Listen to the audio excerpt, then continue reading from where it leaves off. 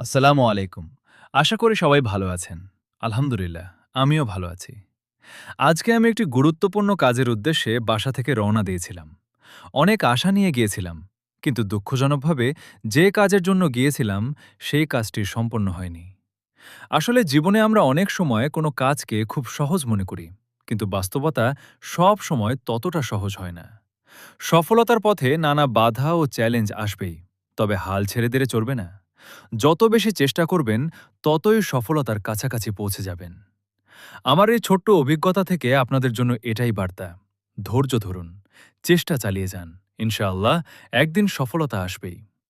ভিডিওটি যদি আপনাদের ভালো লাগে তাহলে অবশ্যই লাইক, কমেন্ট ও শেয়ার করে আমার পাশে থাকবেন। আর নতুন নতুন ভিডিও দেখতে চ্যানেলটি সাবস্ক্রাইব করে বেল আইকনটি অন করে রাখবেন। আজ এ পর্যন্তই। সবাই ভালো থাকবেন, সুস্থ থাকবেন। আল্লাহ হাফেজ। আসসালামু আলাইকুম ওয়া রাহমাতুল্লাহ।